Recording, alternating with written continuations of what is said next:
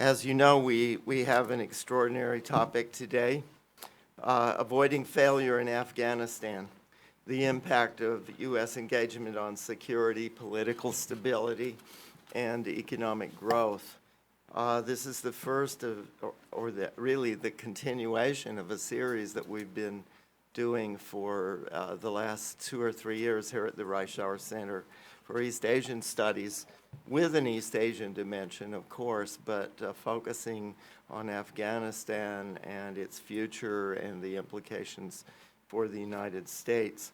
Particularly timely, of course, today, not only the general developments regarding the peace process, but tomorrow, the U.S. House of Representatives Foreign Affairs Committee has hearings with the 2 of our participants today, at least, involved in that on the future of Afghanistan, Ambassador Cunningham and Laurel Miller. Ambassador Khalilzad has been subpoenaed, although it's not clear whether he would be appearing as well, the U.S. negotiator, of course, with the Taliban.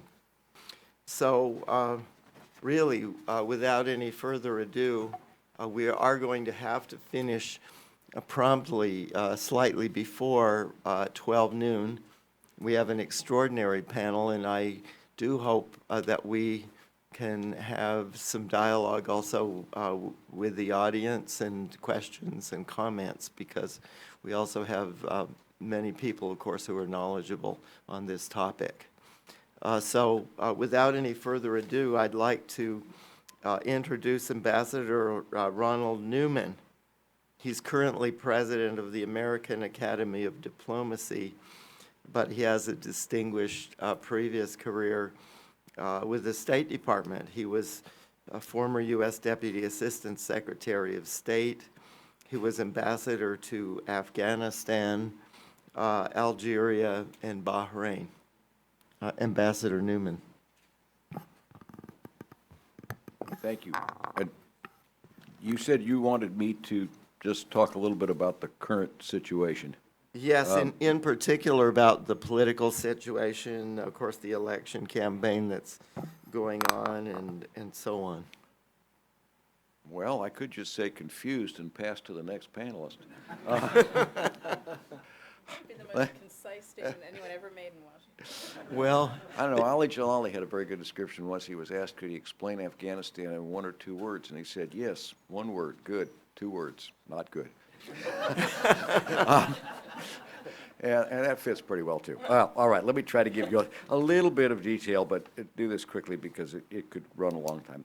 The parallel negotiations and the preparation for the elections have left things very confused.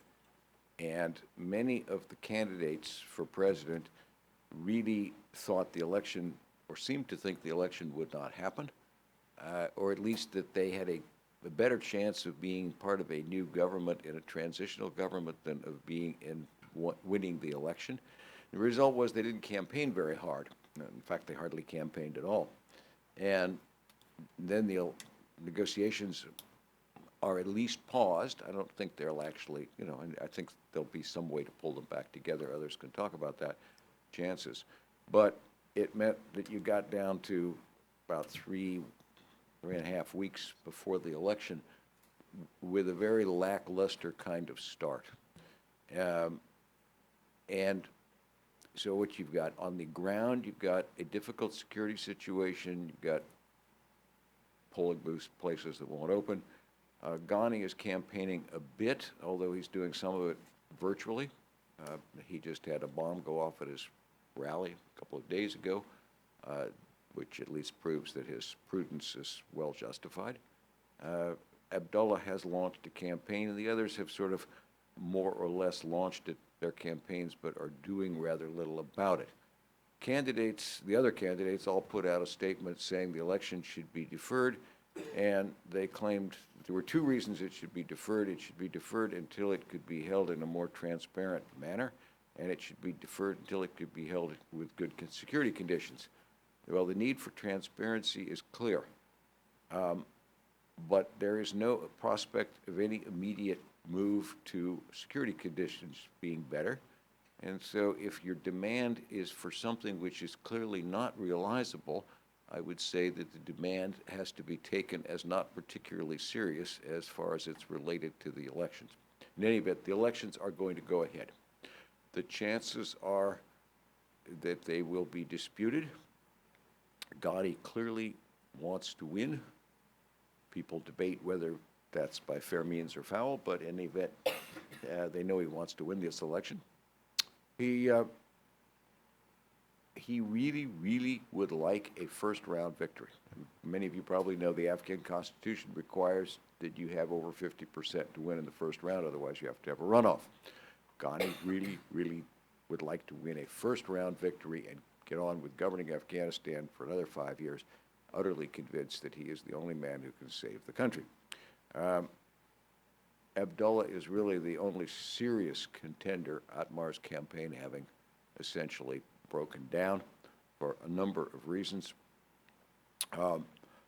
And there are any number of talking heads who will tell you any number of things about how Tajiks will vote and Uzbeks and others and where Pashtuns are and what's going to happen. I have no idea, particularly because we don't know who's going to vote, who's going to go to the polling places. And I think it is extremely likely that this election will also be contested. Big issue, of course, will be if Ghani wins what happens in the first round? If Ghani has a narrow first round victory, then you will probably have a political crisis.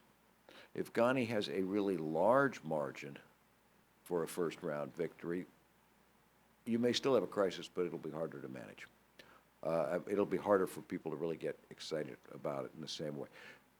Two other notes, and then I'm just going to, three, and then I'm going to leave it there. One is, it is extraordinarily difficult for Afghans to think about what they're doing when they don't know what the U.S. is doing. And they really don't. And it leaves everybody in confusion. Remember that in the past month or so, the American position has been that elections should go forward. But we also wanted peace, and peace was more important. Afghans, in many cases, took this to mean that maybe we didn't really want the elections. And there are any number of stories in Kabul claiming that Ambassador Khalilzad called this person or that person and encouraged them to drop out of the election or boycott the election and push for an interim government. He has never confirmed any of those stories. U.S. policy has always been the election is going to go forward. So I don't know the answer, but I raise that not because I know, but simply because these things just keep Afghan politics in complete ferment with people not knowing which way to go and not having a clear orientation. I think Ghani will certainly, if there is a second round, Ghani will certainly be in it, but how fast that could be organized is question. So the big question after the vote will be how long it takes to have a result. Is that result accepted by Afghans? Much more important than whether Afghans accept the result than whether impartial observers deem it free and fair or not. And then do you move on to governance or do you move on to a political crisis? Remembering while all this goes on, the war continues, fighting with the Taliban goes on, fighting with ISIS goes on, and the Taliban continue up to now to refuse to deal with the Ghani government. So we'll see what you have. But I don't think if Ghani wins the election, he will not become more inclined to a non-governmental delegation doing the negotiations. And having raised your confusion to a higher level of detail, I'll pass the microphone. Thank you. Of course, that relates closely to what Laurel Miller is so specialized in. She's currently Director of Asia at the International Crisis Group. And she was previously the U.S. Special Representative for Afghanistan and Pakistan. And she's also served with the RAND Corporation. So on this whole question, how do you see the future of the negotiations, and maybe starting where Ambassador Newman left off? Sure. Well, I'm really surprised to hear you say that Afghans are confused about American policy, because it's so incredibly clear what that was sarcasm for those of you who aren't familiar. Um, Look, I mean, where things are right now in terms of U.S. policy is, for the first time ever, the U.S. in this year put trying to negotiate peace in Afghanistan at the center of its policy. For about 9 years or so, roughly, it has been an element of U.S. policy to try to achieve a negotiated settlement of the conflict in Afghanistan. But the actual diplomatic efforts have waxed and waned, had their ups and downs, and it's never been at the actual forefront of American policy. And I would say, personally, it's long been my view, and it was my view when I was working on these issues, that you don't do something as difficult as negotiating peace in Afghanistan if it's not your top priority. It cannot be just an additional line of effort, as some American policymakers like to use the terminology. So, I think Ambassador Khalilzad succeeded in persuading people in Afghanistan and persuading the regional powers that the U.S. was really serious this time, that peace process was the highest priority, and he had backing for that approach. Some in Afghanistan have liked to portray him as somehow a rogue actor, which is absolutely not the case. He clearly had backing for this approach. I'm confident that the president backed this approach. And yet we had the disruption to the process that we saw about 10 days ago, when it emerged that although the agreement had been on an agreement that had been negotiated over about 8 or 9 months with the Taliban, was prepared for signature and initialed by the negotiators, that President Trump suddenly announced, as many of you know, that he had invited the parties to Camp David to do not clear what, sign the deal, renegotiate the deal, negotiate some different deal, have a photo opportunity. Who knows? I'm not sure anyone knows, or that there was a clear plan. But in any event, he announced that he had a plan, and now he canceled the plan. And that has left the process in a period of disruption and uncertainty about what American policy is and what it's going to be going forward. I think it's not at all impossible, and in fact, I would say the most likely development ahead is that the process, more or less as it had been going on, will be resumed, because I don't think there's any better option, and I don't think there's any different way to achieve what is the president's number one objective, which is finding some way to negotiate an American military exit from Afghanistan. Now, there has long been, I would say from the very beginning of the U.S. Engagement in Afghanistan after 2001, U.S. policy has been infected by wishful thinking about what goals we could achieve and how we could achieve them. This has materialized in different ways at different times. I think the debate that has now broken into the open in light of the Camp David incident as to whether and how the U.S. should be negotiating a peaceful resolution or some kind of resolution, a political settlement in Afghanistan, is infected by this same wishful thinking. There has been a lot of criticism of the U.S., of the administration, for negotiating exclusively with the Taliban, without the Afghan government at the table, for failing to obtain an early ceasefire from the Taliban, and for failing to ensure somehow at this stage the protection of women's rights and other gains. All of those criticisms, in my view, first of all, represent a misunderstanding of what the U.S. Taliban deal was supposed to be. And secondly, those criticisms, in my view, ignore the history of what the United States tried and failed to do in trying to launch a peace process. For many years, the United States did try to launch a peace process that was of a more desirable form. It tried to launch a peace process that would have the Afghan government at the table from the outset of the process. And it tried to launch a process that, while putting the question of the U.S. troop presence on the table, didn't front load that as the first thing to be negotiated. And that a process that would tie together all of the issues, including issues like women's rights and minorities' rights, together with the question of an American troop presence and other elements of American leverage. The U.S. tried and failed to launch that kind of peace process. That is not an option. Therefore, if you want to have a peace process launched, you have to pursue a realistic option. And the distasteful but realistic option is to negotiate first with the Taliban, as the Taliban has insisted. I mean, this is a out-and-out concession to the Taliban.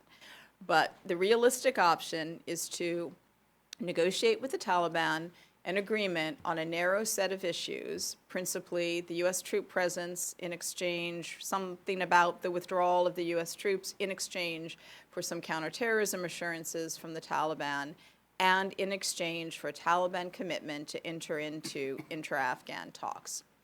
The only real value of this U.S.-Taliban agreement, but it is a genuine value, is that it opens the door to a negotiating process among Afghans. That is the process that, if successful, would address issues like the future shape of governance in Afghanistan, women's rights, et cetera, all the issues that one would want to see addressed in a real peace process. If that doesn't happen and it doesn't succeed, the U.S.-Taliban agreement is meaningless. I mean, the U.S. doesn't need to negotiate with the Taliban about a troop withdrawal if all it wants to do is withdraw from Afghanistan. It can simply withdraw from Afghanistan. In fact, it could negotiate an agreement with the Afghan government about its withdrawal from Afghanistan if that's all it wanted to do. And if all the U.S. wants to do is withdraw from Afghanistan and disengage entirely, then counterterrorism assurances are meaningless. They're only meaningful insofar as eventually you have those that are giving those assurances become part of the political fabric of Afghanistan. I don't want to go on too long, but just to add one further point, because I was asked also to address the question of the role of regional powers here. I would just say that the regional powers, Pakistan, Russia, China, implicitly, I would say, Iran, though not explicitly, have all been on board sufficiently, maybe not enthusiastically or overtly, but sufficiently, with what the United States has been doing over the last year. And the reason is that they see the approach the U.S. has been taking as finally, in their view, a realistic approach for their own reasons, based on their own interests, and one that has, in their view, some prospect of success. And they have also been persuaded that the U.S.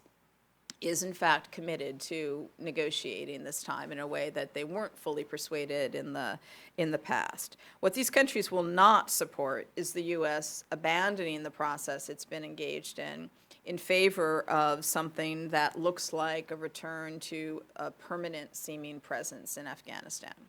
So if the U.S. reverts to the stay the course option in Afghanistan, abandons a serious peace negotiation, returns to let's just keep fighting the fight, then those countries will no longer be on board with, as I said, on board sufficiently, more or less. I'm not suggesting there's some grand coalition of the U.S., Iran, Russia, and China, and Pakistan, but sufficiently on board. They will no longer be sufficiently on board, and they will, in fact, be adverse to what the U.S. is doing. And one should expect that adverse position to materialize in probably greater support for the Taliban, and therefore that having the predictable consequences for on the battlefield. That's Sorry, I fascinating. probably went too long, I'm sorry. Fascinating. Just one quick question about all that. Do you see any evidence? You talk about all of these other players, and of course, some of them, like China, and Russia, they're right next door. Do you see any kind of contingency thinking or planning for, what might happen down the line? If the U.S. If the U.S. actually does, They have all those countries I named have been in the awkward position of both not wanting the U.S. to stay forever in Afghanistan and not wanting it to leave too soon. And they have had the luxury of not having to be, you're very musical. Everybody knows how to get an movie ad out of your computer. Please see me after this. Sort of shooting. So, they've had the luxury of not being too precise about their positions on these issues, and being able to sit on the sidelines and kind of, to some extent have it both ways. If the U.S. succeeds in negotiating a peace agreement, negotiating an agreement with the Taliban that leads ultimately to a peace agreement among Afghanistans and some more stable situation in Afghanistan, they all benefit from it. If the U.S. fails, they all get to blame the United States. And are likely, the contingency plan is most likely reverting to form, where they all back their separate friends, separate and sometimes overlapping friends in Afghanistan, so that they can maintain influence there, influence towards something I would consider a desirable and productive end. I would say no, but maintain some influence in the country. So there's no good plan B that any of them have. So it's a waiting game. It's a waiting game, and as I said, they have the luxury of being able to either criticize the United States, who they like to criticize, or to quietly accept something that is in their interests without giving the United States too much credit for it. Thank you. As our next speaker, we have someone who is familiar to any who followed our series, and of course to the debate over Afghanistan generally. Ambassador James Cunningham is currently Senior Fellow at the Atlantic Council, and also, as several of our panelists, a veteran, distinguished U.S. Ambassador to Israel and the United Nations, Consul General in Hong Kong, but most importantly here also Ambassador to Afghanistan. He was U.S. Ambassador when John Kerry created the unity government in Afghanistan. And so what we would like to ask is for him to assess the peace negotiations so far, based on what we have heard here, and in particular, whether he sees some possible unity government emerging as we got last time. Well, thank you for the opportunity to meet with you all today. Let me start with something in response to what Laurel just said, or the argument that she just advanced. It is true, as she started out, that the creation of a genuine peace negotiation was one of several objectives for the United States in Afghanistan, particularly during the time that I was there and afterwards. But it was never established as the core objective to which the other elements of American power would be directed. Ironically, given where we are today, I think that was the real virtue of the Trump administration's South Asia strategy that is only 2 years old, and that for the first time, the president adopted a strategy which made peace the objective and then corrected some of the flaws that had hindered the Obama administration from securing the same objective. Remember, the objective of the Obama administration was also to withdraw U.S. forces. He set deadlines for doing so. He changed those deadlines repeatedly as it became clear that they weren't realistic.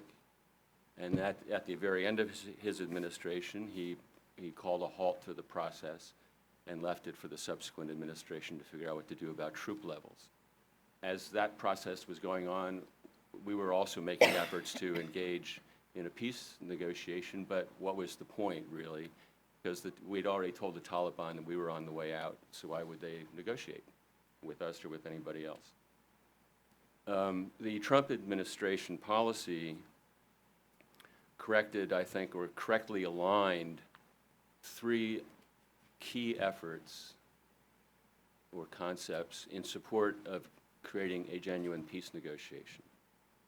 It focused on bolstering the security efforts of the Afghan security forces by slightly augmenting the number of U.S. forces and giving commanders more flexibility in their authorities.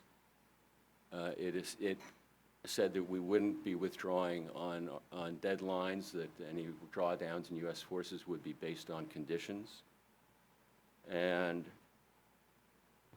it also placed, as part of the regional context for the strategy, it focused on the, shall we say, unhelpful efforts or unhelpful role played by Pakistan in the conflict, which is a real obstacle to any genuine peace negotiation if the Taliban continue to enjoy safe haven and support from Pakistan. So ironically now, getting to the present negotiations, ironically now that strategy seems to be coming apart. Now, I want to preface what I'm about to say by saying none of us know exactly what was in the agreement that Ambassador Khalilzad negotiated with the Taliban. So there may be connective tissue and other devices in there that we're not aware of. But you will recall Ambassador Khalilzad stating some time ago, maybe 8 or 9 months ago, and repeated since then, that his mission was to secure a peace agreement, not a withdrawal agreement. But unfortunately, as this has drawn out in part because of the lack of transparency, it has come more and more to look like he was withdrawing a withdrawal agreement and not a peace agreement. That the peace agreement would be something to be hoped for after a withdrawal process had been agreed to, and then it would be left to the intra-Afghan dialogue, not a negotiation between the Afghan government and the Taliban, to determine whether a peace agreement is possible. I don't know anybody who's spoken to the Taliban, and I'm sure there are some. But I don't know anybody who's spoken to the Taliban in the last year who has any idea what the Taliban would propose as part of a peace agreement other than the return of the Islamic Emirate, which they've made clear is their goal. They are telling people in the international community and Afghans that the United States is defeated and that the Islamic Emirate is going to be reestablished. So that's the context that we're operating in now. So Laurel said correctly that we have repeatedly tried and failed to get to a peace process. I would maintain we have tried and failed because we haven't been doing the right things. And we need to figure out what the right things are. American diplomacy and American power are capable of doing tremendous things if they're correctly construed and aligned and focused. So the negotiations should be resumed, in my view, and I hope they will be. And when that time comes, I think there needs to be a rethinking and a resetting of the conditions for the negotiations, which may take some time.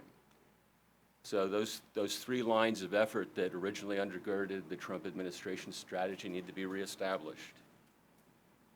It doesn't mean that we need to keep our troop levels where they are, but it needs to be clear that the Afghan security forces will have the backing from the United States. And let us not forget how many international partners we have involved with us in this effort. This is not just an American bilateral problem. We have brought one of the great successes in Afghanistan is we have created an incredible international coalition, which is depending on U.S. leadership to get to the intended results. So we need to reestablish clarity about the security situation. We need to reestablish the premise that American troops will withdraw, and they will withdraw based on conditions. And in a peace agreement, those conditions need to be established, and they need to set milestones, and there needs to be clarity about what has to happen in terms of peace on the ground so that the withdrawal of forces can continue and will continue. And by the way, at the end of all this, there's still going to be a problem with terrorism in Afghanistan, that any Afghan government, however it's constituted, will require probably international assistance in dealing with. There's also going to be a need for international assistance in dealing with the requirements of a peace agreement itself. So that is also in the mix here as this process goes on.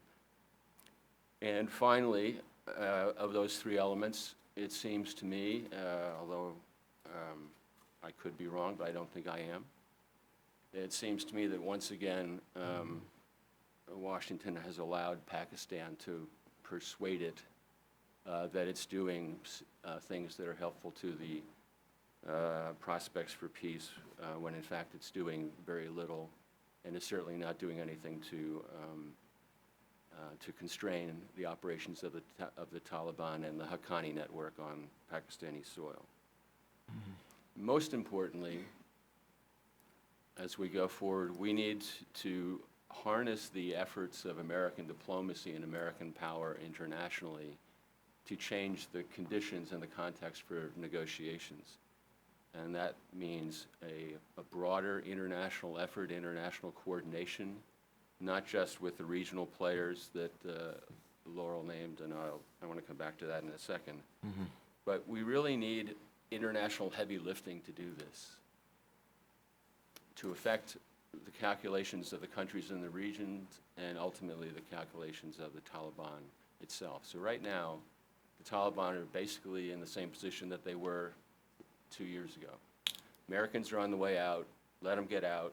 They can negotiate out their way out with us if they want to. They can leave by themselves. We are going to they have made some rhetorical concessions that would appear in this document. Whether they're worth anything would very much remain to be seen. And the regional players, like everybody else, are confused as ever about what American goals and objectives are. So we're in a situation where our partners are confused, the Afghans are confused, the regional players are confused, and Americans are confused. It might be the Taliban are confused too. And it might be the Taliban are confused. And they're waiting to see, they're saying, oh my goodness, you told us you were going to withdraw, so please come back and talk to us and withdraw. So we'll see how that goes. So in sum, I don't think it's impossible to get to a situation where you have prospects for an actual peace process. The discussions should be resumed, however, based on a ceasefire. We've seen the continuation of horrible attacks on Afghan civilians and Afghan civilian casualties. There's no reason for that to continue, and we should make that a precondition for a serious discussion about withdrawal, in my view. Mm-hmm. Just one brief question. You used the phrase international heavy lifting. Any thoughts on, what exactly you mean by that? We need, by international heavy lifting, I mean basically the traditional diplomacy carried out at senior levels with consistency and purpose, some of which Bizal has tried to do by himself, but it cannot be a one-man or a one-team effort. Mm-hmm. You need senior officials, ambassadors, assistant secretaries, undersecretaries throughout our administration empowered with a strategy to bring the instruments of American power and influence to bear every day on a solution to this conflict. And we do not have that. Mm-hmm. And we don't even have people in many of those positions of authority that would be needed to do it. And that's a fundamental failure of the understanding of the role of diplomacy. We've all known in the civilian side and the military for many years that there's no military solution in Afghanistan. We need to find a diplomatic, peaceful solution. And to do that, you need to have the instruments of power to make that happen, and we don't have that right now. Thanks very much. Fascinating. As our next speaker, another distinguished ambassador, Ambassador Earl Anthony Wayne, Tony Wayne, diplomat in residence at the American University currently, also a fellow at the Woodrow Wilson Center, CSIS, and the Atlantic Council, and also a former Assistant Secretary of State. Ambassador Wayne, any thoughts on how an agreement could actually be made sustainable? Well, first, thanks very much for organizing this and inviting everybody together for this important decision. What's clear so far, and I hope I'll make it more clear, is nothing's going to be easy in this process, and it hasn't been easy for a long time. And in fact, part of the lack of ease among a number of us who had worked in Afghanistan as we were coming up to the finalizing of this agreement was that there was still all sorts of work to be done, both in getting a peace settlement, a peace accord successfully in place, and then after that, making sure a peace accord actually works. And there was a lot of expectation, and I think a lot of us feared expectation, including at some of the top levels of the U.S. government, that, gee, once we signed this accord with the Taliban, it was all going to fall into place. And yeah, there'd be this little matter of an Afghan talk, but that would work out, and the U.S. could leave, and Afghanistan would be fine ever after. Well, that's not the case. It is really hard to get peace agreements. It takes a long time. You have to work through all sorts of issues about power sharing, about rights and obligations. You're going to have to do this between parties that don't get along together, they don't trust each other. It's going to take time to build trust. You are going to have transition mechanisms that have to be there, and you have to have checks and balances that make sure people keep their commitments. And you're going to have a lot of support, including internationally, for any new government that comes in to deal with Afghanistan. You're going to have hundreds and hundreds of thousands of demobilized security people out there looking for jobs, on top of the Afghans who are looking for jobs already in that country. It's a very poor country. You need to, if you're a new government, you're going to have to figure out how to govern. What are the policies? How do you mobilize? We have a couple of representatives from the private sector here. How do you mobilize private sector capital to come in and start helping Afghanistan grow? It is just going to be a very complex issue. And right now, as was evident in what was said, neither side in the Taliban division of here have sorted through those issues. It's very doubtful the Taliban themselves have actually worked this out. They have no record of ever having worked with another political force in government, no record of dealing with the idea of elections as the rest of the world thinks about elections. And then on the non-Taliban Afghan side, they're widely known for the divisions between them, political and ethnic, and show up in many different formations as they shift around in different coalitions. And it's pretty clear they haven't sat down amongst them and reached a consensus. Here's a national agenda of what we would negotiate and where we would come out. There are ideas there for sure, but there's a lot of work to do. So there's a tremendous amount of work if we get the stars aligned again, which I hope we will, to get negotiations and talks going, and then to get intra-Afghan talks going. Just a tremendous amount of work to help bring that to fruition. And then, as I said, once you do that, there's the whole cluster of what are the institutions that you have in a transition. How do you assure that people are abiding by their agreements? That will include what do you do with the extremists who are going to oppose the agreements, whether they be ISIS or other breakaway groups, and how do you handle them? Is it going to be a combination of Afghan government forces, Taliban forces, the United States and others? Will they have some manner to act together to do that? Just many complex issues. So this is going to be a process that's going to demand sustained engagement, and it's going to demand resources from people who care about Afghanistan. I mean, the Afghans are going to offer the resources in their own lives, as they have been doing. They clearly, Afghans, I believe, across the political spectrum, long desperately for peace. They would love to get there. But if you saw much of the reporting from Kabul and other cities as this agreement got near, there was clearly a tremendous amount of fear that they were going to return to a Taliban victory, that the Taliban would feel they would talk, but they would continue to fight and believe they could win militarily. And there was a great fear about that. And so part of the challenge is if Laurel or Jim's scenario play out, in either one, you're going to have to build a whole series of checks and balances and institutions and resources and other players that help bring people to peace. It really is building peace, and building peace is going to be very hard in Afghanistan. I happen to believe we do owe it to Afghanistan to make a serious effort to do that. Maybe it won't work, but we should try as hard as we can to do it.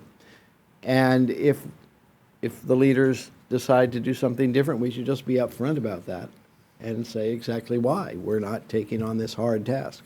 But it is a very hard task that's in front of us. I agree with my colleagues that we should build on the progress that was made during these U.S. Taliban talks. And there were good things that happened in this process. There were good things that happened on the non-Taliban side also by getting people to pay attention and realize they have to do that. There's a lot more focus that now needs to go by the U.S. after this election on the non-Taliban side also, pressing them to get their act together. I agree fully that Pakistan is going to be a key player, and it really is, again, a time where the eyes of the world should be on Pakistan. Are they going to actually deliver to help bring the Taliban seriously back to negotiations or not? Mm-hmm. And I know people have had long experience and have their doubts or their hopes, but whatever, they are key players as we go forward. As will be the rest of international players. I agree fully that we need to keep them engaged in pushing this. But the Pakistan role that they play in the future is going to be really important. And just to end, just let me know and to help introduce Rahula. I do believe that Afghanistan, however this comes out, is going to tremendously need, and I hope benefit from, continued international economic assistance. And the World Bank has worked hard to put together a package which they have in principle support from a lot of donors, multi-billion-dollar package for a post-settlement assistance to help Afghanistan move forward. And I think that will be desperately needed by whatever government emerges if there is a peace accord, which I hope there will be. Thank you. Thank you very much, Ambassador. Fascinating presentation, and of course, the carrot, if you will, of economic assistance that Rahul is going to talk about is going to be one element. If I might, just one quick question relating both to your remarks and to what Ambassador Cunningham was saying about international heavy lifting. You have identified Pakistan as a key sort of area in the overall equation. Is it fair to say that a lot of the heavy lifting, both inside the government, as I guess Ambassador Cunningham was suggesting, and then also perhaps internationally, is the China-Pakistan linkage important here? And I don't know how you see that. Is China, is there any possibility that China might play a constructive role? Yes, there is a possibility, and yes, it is important. How much of a constructive role is not clear. We did try to bring China into this several years ago. And I think that they are interested in principle of there being peace in that area. How much they're willing to press their good Pakistan friends is a different question. Sure, thank you. Well, also, the other key issue, as Ambassador Wayne alluded, is the whole question of the economic future of Afghanistan. And to address that, we have someone who has been working for the last several years with the Asian Development Bank, but who has, of course, a very rich background relating to U.S.-Afghan relations as well. And I'm very pleased to note that he's also a visiting scholar of the Reischauer Center here at SAIS. Rahul Asmani formerly served as the Director General of the Afghan Civil Service Commission under President Karzai, and has been deeply involved with the process of U.S.-Afghan relations, both during his time in Afghanistan, but also, of course, since he's come to D.C. He also has another angle that has come through here, this question of the broader international dimension. He was involved with several of the aid conferences in the relation between Afghanistan and Japan.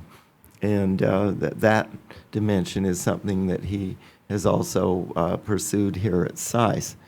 Rahula, how do you see the economic growth and regional economic cooperation issues, especially donor commitments regarding a post-settlement scenario? Thank you. Thank you, Dr. Coulter. I'm honored to be here among the panelists. Being the last one is easy and difficult because you don't have much left to say, and also to sum up and respond to some of the issues that has not been touched upon. As ambassadors, all of them, Laurel and Dr. Coulter mentioned, economic and international assistance is one of the key issues to sustain, regardless of peace or no peace, the country. And I would like to touch upon briefly on that, and also a donor community led by the World Bank, the Asian Development Bank, my agency, that are also involved in responding to a post-conflict scenario in terms of finances and growth. But before coming to that, I thought it's important to acknowledge that Afghanistan in the last several years has had enormous achievement in terms of increase in revenue, mobilizing and utilizing its geographical location as a heart of Asia to connect with other regional countries, promote export through various means and ways, despite regional challenges with some of the regional countries. Afghanistan tried to use other alternative ways, for example, air corridor, and also improvement in terms of institutions that enable growth and social development. So those are some of the areas I thought that needs to be acknowledged in Afghanistan's progress in terms of, again, utilizing some regional big projects, for example, TAPI, connecting Uzbekistan with Chabahar port, and many other linkages with Pakistan and other Central Asian countries in terms of energy trade are worth mentioning. But at the same time, there are still huge challenges remain to be responded in terms of what would be next from now until, let's say, 2024. But before getting into those challenges, I wanted to mention a couple of points, which some of them were mentioned also by other distinguished panelists. One is we must respond to two important imperatives: planning for peace to ensure any agreement that leads to sustainable improvement in security, because that will also impact directly on the growth, regional connectivity, as well as attracting investment. Number two is continuing the existing work toward achieving self-reliance, inclusive growth and prosperity for Afghanistan, which has the potential of long-term growth that will enable growth in the region, not only Afghanistan. Peace is, of course, critical to realizing this potential, but peace alone is not enough. There is much needs to be done in terms of reform, in terms of financing, and also in terms of attracting private sector investment to realize this critical country. And also, lastly, we should acknowledge Afghanistan's fiscal reality. Afghanistan will remain reliant on the grants over midterm to sometimes toward 2024 and beyond that. So considering this framework, the challenges that I thought is important to, again, reemphasize is Afghanistan's poverty, displacement, shortage of opportunities, especially for youth, as well as a weak human capital that Afghanistan still suffers. For example, poverty rate in Afghanistan still remain high and have increased over recent years, reaching 55%, and the economy is also not growing fast enough to support the significant improvement in life and living standards, with the rate of GDP barely exceeding the population growth. For example, the GDP growth is around 2%, the population growth is 2.3%, which pose a challenge. The displacement, whether internal displacement or returnees of refugees from Pakistan, especially, or Iran, also pose not only a challenge on the economic side, but also in terms of security, that in the case of, for example, no peace, those will be huge risk for recruits on the Taliban side. In terms of, again, a shortage of opportunities for especially for youth, as you may have seen the data, every year there are roughly over 400 youth that they enter into labor force, that they need job and they need access to education and engagement. Weak human capital is another challenge. Education and health outcomes continue to lack in many areas. Nearly 70% of Afghans are still illiterate. And the negative impact of that on productivity and options of economic growth, of course, will continue to remain. The last but not the least, the challenge of weak governance, corruption, and weak rule of law, which are an impediment to the investment of any private sector that decide to come to Afghanistan. So considering these challenges, the international community, in terms of assistance and financing, led by the World Bank and others, have proposed a few scenarios that regarding growth and revenue post 2019 and 2020. Scenario one is the baseline scenario.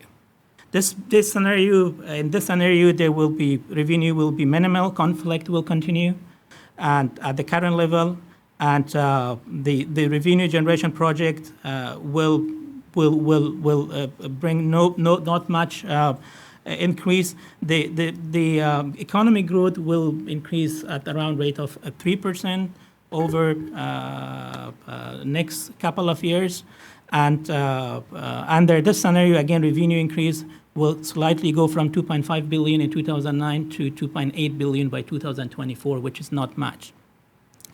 In mid-case scenario, which is scenario number two, under this scenario, the conflict continues at the close to current level. Significant progress is achieved with policy and institutional reform, including introducing a value-added tax that will help the economy, and that will help the revenue generation to go up to $300 million by 2024, and the GDP growth acceleration to 4.5% over that period of time. So with the tax reform and the value-added tax revenue, the overall, again, revenue will go up to $3.1 billion, and the total increase will be from $2.5 billion in 2019 this year to $3.4 billion in 2024. This is scenario number 2, with the conflict continue, but reform implementation and tax value added. Scenario number 3 is the best case scenario, which is the rapid growth scenario. And under this scenario, a significant reduction in the violence will take place, economic growth and tax administration improves substantially. Of course, with the policy and institutional and value added tax reform, the revenue generation will go to $600 million per year by 2024, and the growth will go around 6% over that period of time. And the combination of accelerated economic growth and improvement in taxes, the total revenue from $2.5 billion, which is this year, will go to around $4.2 billion by 2024. So these are the 3 scenarios that the donors are looking at when they talk to other partners to support. There is also one last scenario, which is referred to as downside scenario. This downside scenario is conflict will intensify, government institutions are weakened, no progress with policy and institution reform, and no major revenue-generating projects are realized. And the economic growth remain stagnant at the 1.5% per year. And under this scenario, revenue fall quickly from around $2.5 billion in 2009 to $1.7 billion in 2020, and then it will recover in 2024 back.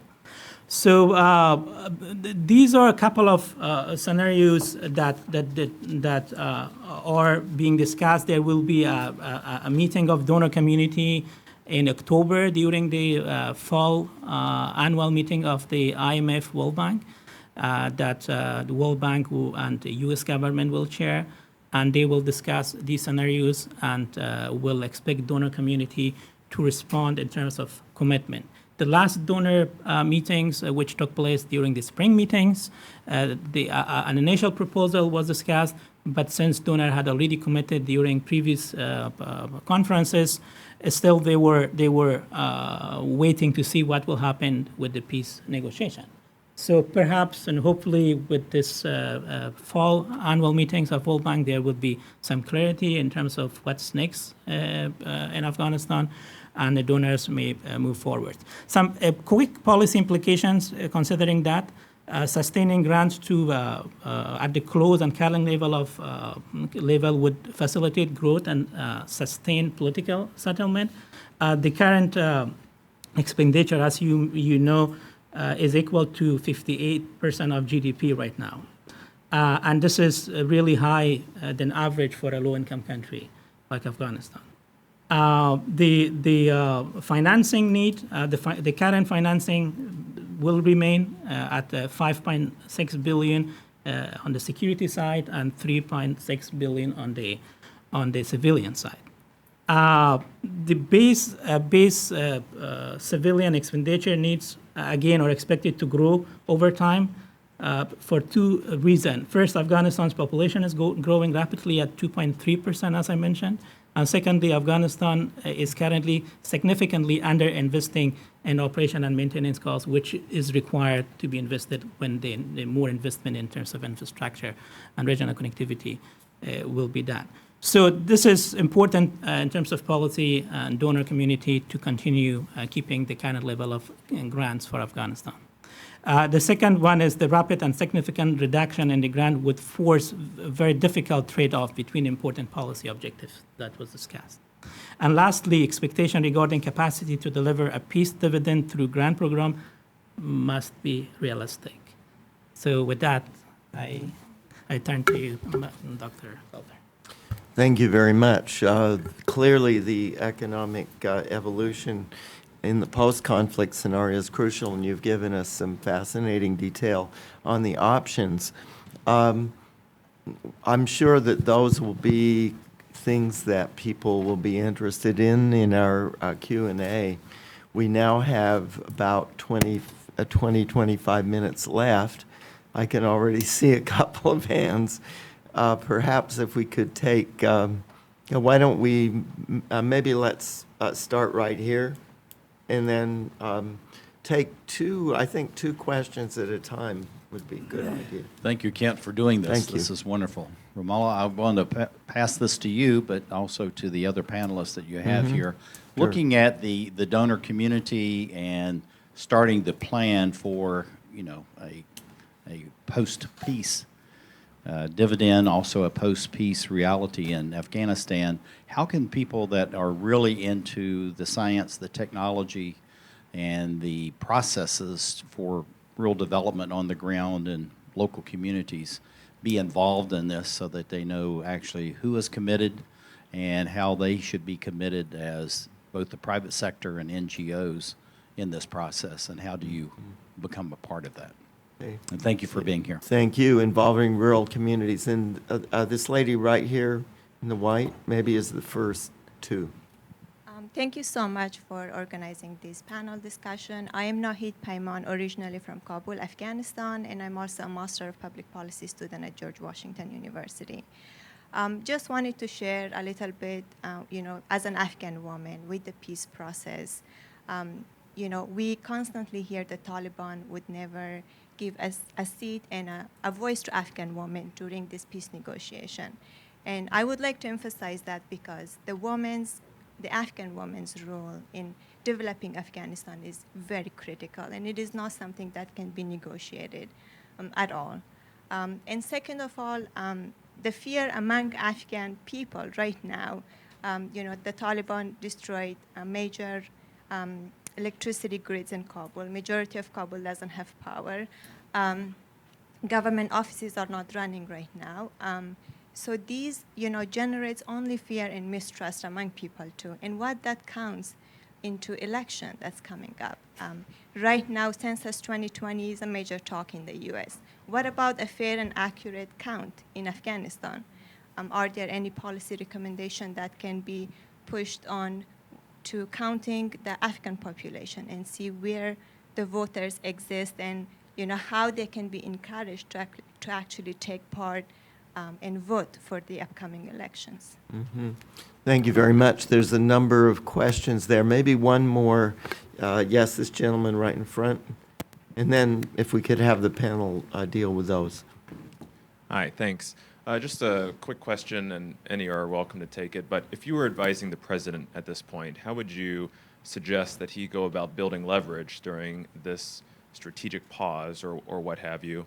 And ultimately, what do you think that would get him in terms of maybe perhaps more favorable concessions from the Taliban? How much do you think anything we do right now would actually shift their negotiating positions? Okay, very interesting question on how to get leverage. We started, of course, or the first specific question was to Rahula about involving rural communities, and then a range of things on Afghan women, the electricity grid, electoral count. Maybe starting with you, Rahul, and then whomever would like to take the others. Thank you. Just quickly, as I mentioned about some brief numbers, among those situations are support to local community projects that directly connect from communities, villages, and provinces, and promoting this idea of these deconcentration, if not decentralization, deconcentration of efforts from a more centralized government to subnational. There is currently a project, I forgot the name of the project, that deals with the World Bank $800 million project that goes to district and villages. I know Ministry of Finance is here. I forgot the Citizen Charter. Citizen Charter is a project that is now, the phase one is until 2020, $800 million that goes all the way to districts and villages and support infrastructure, electricity, and power. And the phase two is proposed under the new package. That's around $2 billion or so. That will continue up to 2024 with considering the donors' commitment. So that's one of the successful projects that the donor community has supported and takes development and self-sustainability all the way to the villages, districts, and to communities. Thanks very much. I don't know, Laurel, Sure. would you like to start? Thanks for those good questions. You know, on the issue of the census, I would say there's no question that there is a technical need for a census in Afghanistan, but my understanding is, and others can correct me if I'm wrong, it's basically a political impossibility. I think actually, you know, someone could write a very interesting academic paper that is a comparative analysis of ethnically, sectarianly divided societies and how resistant they are to censuses, because this is not unique to Afghanistan, even though it might be a particular problem in Afghanistan. But, you know, I do wonder if there are any lessons to draw from if and when other societies have gotten around that problem, because it really is a problem, but people don't want to know the answer if they have. People don't want to know the answer because it disrupts their sense of what their, you know, proportions are, and some might lose out. On the question that, you know, I like the last question about what would you advise the president about how to build leverage, because I think that gets at some of the real problems here. You characterized it as a strategic pause, which I wish it were a strategic pause. I think it's more of a whimsical pause.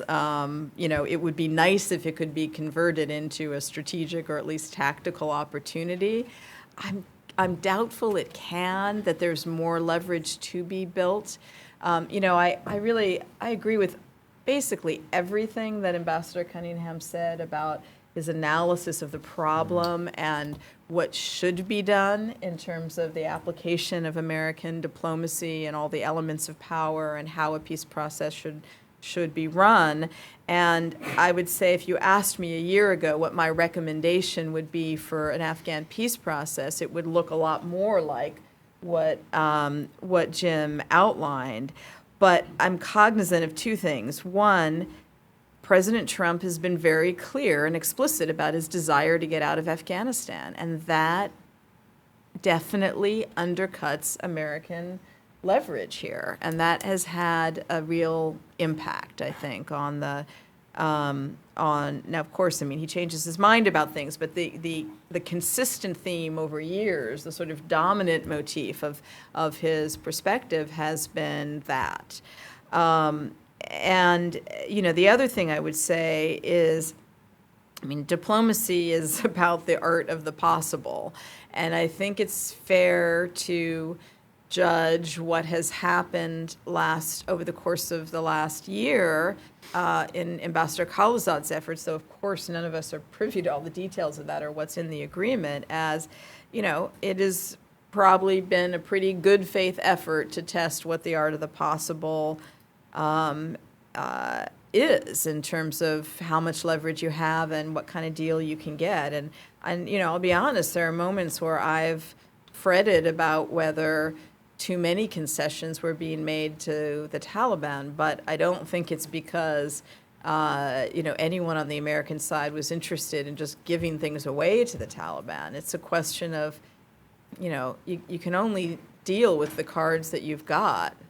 There is American leverage. I mean, the troops are leverage, the financial commitments are leverage. Leverage exists in terms of the commitments of others. The Taliban would prefer to be, you know, internationally legitimized, and so that provides some leverage. But I'm skeptical that more can be built up. But I hope I'm wrong. Get two quick comments. I don't have a tactical comment. I think there's a strategic issue here.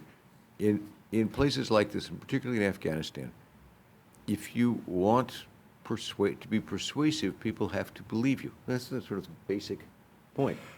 And not just this administration. American policy has a problem of re-examining policy and changing it too often. That doesn't mean you shouldn't change a policy that's failing.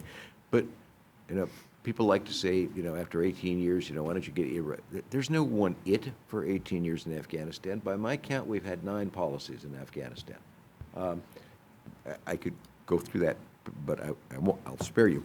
But So if you want to leverage the things, the assets we have that Lowell described, you have to create believability, and that requires a consistency over time. If you can't have consistency over time, you really can't have believability, credibility. And so just to be very clear, because we threw an awful lot of stuff at you, I support negotiations.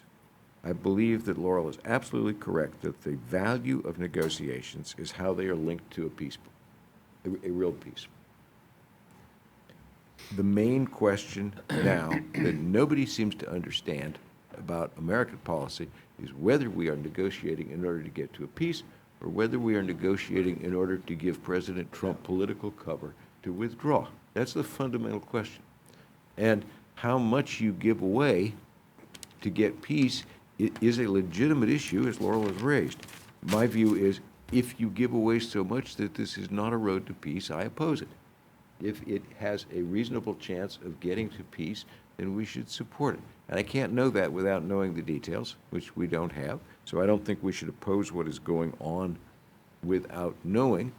But the caution flags are important. If President, that doesn't mean President Trump can't pull out if he wants to pull out. But the fact that he wants to pull out should not lead anyone else to make a useless deal, to go back to Laurel's point. There's no point in making the deal that is not linked to peace in order to give the president political cover to do what is not valuable. Thank you very much. Anyone like to add something? Or we can go on to the next. Ambassador. No, I think Ron and Laurel summed it up well there. Okay, let's take another round of 3 questions. The 3 of you right in there. Ma'am, or yeah, why don't you take and then, sorry. Anyway, the three of you right in there. I just wanted to thank the panelists and the moderator, firstly, for a really fantastic and informative discussion, and obviously something that's very timely. It's my understanding that... And if you could also identify yourself. Sure. My name is Rachel. I'm a second-year Master of Arts student concentrating in security studies at SAIS. And it's my understanding that sometimes, or perhaps often, in war zones, particularly in the context of asymmetric conflicts, that violence sometimes comes off the table or gets quiet when control of an area or region, either politically, socially, or militarily, has been decided. And that conversely, when things are up in the air, so to speak, between insurgents and counterinsurgents, that things actually break out and violence comes up again. So that brings me sort of to my question of, does that analysis track with the panelists' understanding of conditions on the ground now in Afghanistan? And or do we think that this recent outbreak of violence, particularly leading up to elections in the context of peace negotiations, suggests that the Taliban is actually not convinced that they can effectively apply their own forms of leverage? Thank you. Thank you. About the ideas of the Taliban. And this lady right here, and then the gentleman in green. Yes. Thank you, and I second. This was a fascinating panel. I really appreciate it. I've learned a lot. My name's Sandra Salvatore. I'm here at SAIS, getting a part of the new Doctorate of International Affairs program, and actually what I'm trying to work on is based on experience I had in South Sudan, which is somewhat applicable at a smaller scale when I was deployed there, is the fact that it seems like the whole government approach, there is no such thing. And there are a lot of pockets of wonderful that are going on, the World Bank and some diplomatic efforts, and then you've got the executive branch with the White House doing negotiations, but there's nothing cohesive. And so just as a statement, my understanding was that the reason why President Trump canceled the Camp David discussions was because of the attacks on our soldiers. And that was a condition for the kind of like a reward to go to Camp David, and since that was an attack, he canceled it. That was my understanding based on something Do you has have said. a question? Yes. Yeah. So my question is, why, is there an example of a framework that we could use and look to, or I could look to, pardon my writing, that we could use as a success story in a complex situation like this that we've done that we could use and maybe apply going forward. Thank you very much. It's hard. Sir? Again, a great panel. Doug Brooks, Afghan American Chamber of Commerce. My question is on the elections coming up. Is there a peace candidate? Is there some sign, depending on how the Afghans vote, that would show how interested they are in peace at any cost, as opposed to a peace with all their protections in place? Thanks very much. That's simple. Some of the, perhaps the two ambassadors who haven't spoken yet. The issue of Taliban violence and whether that's leverage or not, I don't think you can make a real judgment one way or the other. I think it's pretty clear. They've said they are not going to stop the violence. They are going to try to block the elections, which they've tried in the past as well in previous elections, and they are certainly using their continuing attacks. They never stopped the violence. That's part of the problem, I think, in the whole process, is that we should have, in my view, made the discussion of withdrawal of American forces contingent upon a ceasefire. But we didn't do that, and we don't know what's in the agreement about a ceasefire or not, or whether we know that there's no general ceasefire in the agreement. That's pretty clear. I expect that to continue, and they will choose. Part of the terrible problem of dealing with this kind of conflict is that they get to pick the time and place where they try to attack, and the defenders have to defend everywhere except where you have intelligence that allows you to identify a point of attack and defeat it, so that's a dynamic process that's going to go on and on. I don't think there's a frame. Afghanistan is a pretty unique, sui generis conflict. I don't think there's a framework, really. There are lessons to be learned, particularly if you get to an implementation phase. There are some parallels between the conflict between the government and the FARC in Colombia and in Afghanistan, but I don't know of any place that has the terribly difficult inherent contradictions that are going to have to be addressed in a peace negotiation in due port. And I don't think there is a peace candidate as such. I think everybody in Afghanistan, political or not, wants peace. That's pretty clear. It's been a goal. By the way, not only was it a goal established by President Trump, it was a goal established by President Ghani at the outset of his administration in a way that had not been before. And he made decisions, and he took political risk to try to open doors that would lead to a peace negotiation with the Taliban, and he deserves credit for that. But I don't know that there's very much sentiment in Afghanistan at all that they're just going to sue for peace and accept whatever the outcome of an agreement is. I don't think that's going to happen.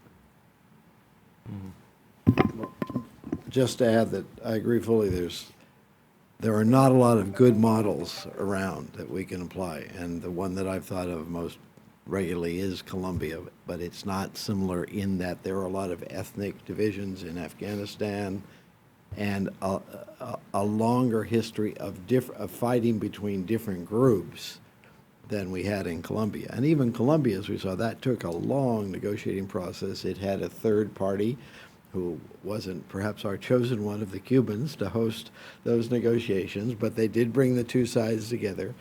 It set up a framework.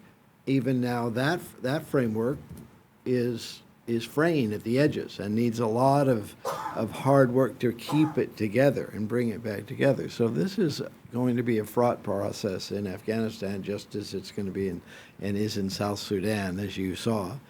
And it just takes a lot of time to do this healing. I mean, if you look at the civil strife around the world, how long it takes for societies to heal, and how much nurturing it takes by everybody to build that peace at all different levels, that's what we do face. And just to comment on your whole of government approach, the whole of government approach is the right idea. Making it happen is a terribly challenging enterprise. In a big government like our own, it's very hard to do, but it's hard to do in smaller governments also. And it's hard to do in international coalitions, as we've had in Afghanistan, where we have all of these international forces there. It just takes constant tending to do it. But it is the right thing to try to do, because otherwise we just end up, as too many times we've done in Afghanistan, as Ron was pointing out, in one aspect of different U.S. policies, but often different parts of the U.S. government or the U.S. government and parts of the Afghan government just crossing in ways that were not productive. I know that we could go on and on. I already, yes, please. add one Maybe thing. some last comments here from our panel. I could Yes, make this please. my last comment, too. I just wanted to respond to the first question about the Taliban's use of violence and leverage. You know, I think the problem here is that the Taliban itself sees violence as the source of its leverage. And so that's why they're not inclined, or go further, that's why they are outright opposed to the idea of an early ceasefire before they know what they're going to get out of a deal and how they're going to come out at the end of it. What the Taliban claims is a level of popularity that, if true, and if they were actually confident in it, would be a source of leverage entirely apart from violence. And so one has to logically assume they're not as confident in their popularity as they claim to be, or they would not be worried about, they say things like, part of the problem of a ceasefire for them is, well, if you kind of cool down the fighters, it might be hard to heat them back up again. Well, what kind of committed fighting force is that if you're really that concerned? So, it speaks to some perhaps weaknesses in reality, or at least potential weaknesses in reality in the Taliban, and yet they are succeeding in utilizing violence as a form of leverage. They wouldn't have gotten as far as they have now on the battlefield and at the negotiating table if it wasn't, unfortunately, working. Could I throw in one comment? I'm going to run off and leave you while you conclude, because I do have to go. I'm kind of an outlier here. I'm actually dubious not only that a ceasefire is possible, I'm not even sure a ceasefire is actually a great idea. Because, in fact, when you have a ceasefire in conflicts like this, you take the pressure off. You actually take it off both sides, but you certainly take it off the weaker side, and you take away the need for compromise. And what you often get is simply a frozen conflict, but in this case, that means you'll go back to war. And we have a number, it's a very American thing. We should stop the fighting so we can get to negotiations. Actually, it has a very poor track record. Lebanon, Cyprus, a lot of places where you've frozen conflicts, you have no solution. Secondly, in this case, I can't see the Taliban agreeing, not only for all the reasons Laurel mentioned, which I agree with, but the ceasefire gives the weaker side pause and time to regroup and an ability to reject compromise that it might already always. Which is the weaker Yeah, side? In and your I think view? it's us. I mean, I'm sorry to say, I think it's our Afghans. But in any event, and they're the ones who are desperate for a ceasefire. I like it. I'd be happy if we could get it. But it seems to me the political logic for the Taliban doesn't track very well. So ceasefire as a part of a conclusion, of part of implementation, that's a totally different thing and very realistic and very critical. Ceasefire as a precursor, I'd like to get it. Maybe there's some smaller thing, maybe you can get a ceasefire in Kabul or something like that. But a countrywide ceasefire, I just don't see it as being a realistic outcome, much as I would like to see it. So I'm not sure I'd make it a precursor. I apologize, but I have to run off and leave you so you can. Those who wish to say I was all wrong can do it after I've left. I think we do generally. We had agreed that we would continue until 12. We've got many, many more questions. Some people will be able to stay informally after. I think we should thank our panelists, all of them, for a wonderful presentation. And thank you all for coming. Thank you.